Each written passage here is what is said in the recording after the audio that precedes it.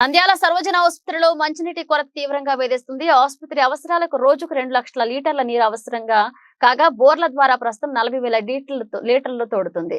అలాగే మరో 30,000 లీటర్ల నీరు కొనుగోలు చేస్తున్నారు. వైద్యాలయంలో ప్రతిరోజు 1,200కు పైగా ఓపీ నమోదవుతుంది. 350 మంది వార్డుల్లో చికిత్స పొందుతూ ఉంటారు. నీటి కొరత కారణంగా వార్డులోని మరుగుదొడ్లు మూసివేశారు. ఫలితంగా రోగులు వారి సహాయకులు అవస్థలు పడుతున్నారు.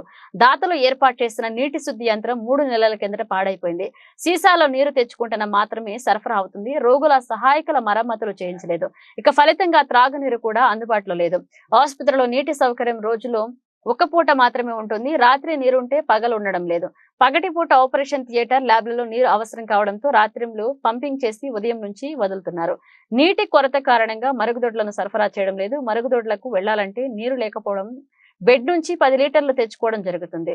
మొత్తం మరుగుదొడ్లు సరిగా లేకపోవడంతో, నీరు రాకపోవడంతో, దుర్వాసన రావడంతో ప్రజలు అవస్థలు పడుతున్నారు. అదేవిధంగా తాగునీటి కోసం లీటర్ 15 రూపాయలు లెక్క కొనుక్కుని దాహార్తి తీర్చుకుంటున్నారు. ఇప్పటికైనా అధికారులు స్పందించి ప్రభుత్వ ఆసుపత్రిలో నీటి సమస్య లేకుండా చేయాలని ఆవేదన వ్యక్తం చేస్తున్నారు.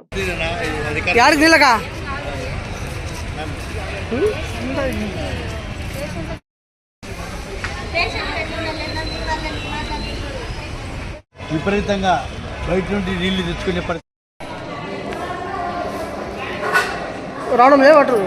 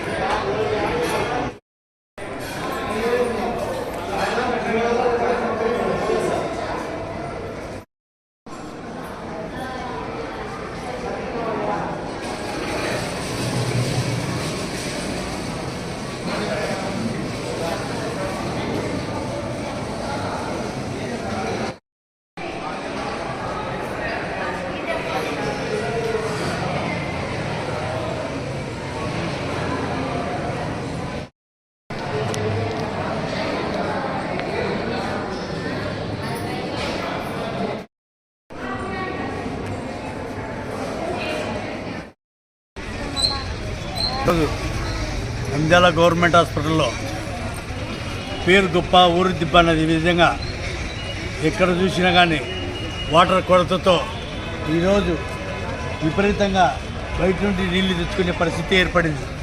ఇన్ని నీళ్లు తాగడంలోనే గుక్కడు నీళ్లు లేదు పరిస్థితి. బాత్రూంలో కూడా శానిటైజర్ ఇబ్బంది పడుతున్నారు. వర్కర్లకు నీళ్లు లేక బాత్రూంలో లెట్రిన్లలో గలీజులై పూర్తిగా ఎటువంటి నీరని మాత్రం లేదు. మరి అధికారులు నిమ్మకు నీరెట్టినట్టుగా ఎవరిస్తున్నారు. కాబట్టి ఈ పైన మీరు ఇమీడియట్గా ఈ అధికారులు స్పందించి గవర్నమెంట్ హాస్పిటల్ జరుగుతున్న నీళ్ళ కొరతను వెంటనే తీర్చాలని, లేకపోతే పెద్ద ఎత్తున ఆందోళన కూడా పిలుపునిస్తాను, ప్రజానీకాన్ని కలుపుకొని పెద్ద ఎత్తున ఆందోళనకు పిలిపిస్తానని చెప్పేసి ఈ విధంగా తెలియజేస్తారు. ఈరోజు ఈ కాలువలు కూడా గలీజులై ఇట్లా ఏ విధంగా వాసన ఉందో చూడండి.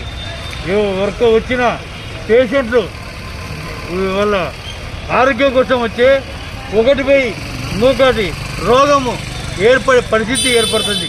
కాబట్టి ఇలాంటి కూడా డ్రైనేజ్ కాలువలు క్లీన్ చేసి ఇక్కడ పరిశుభ్రత పెట్టి విధంగా నీరు కొరత లేకుండా చేసి కనుక గవర్నమెంట్ అధికారులు స్పందించి వెంటనే దీనిపై చర్య తీసుకోవాలని చెప్పేసి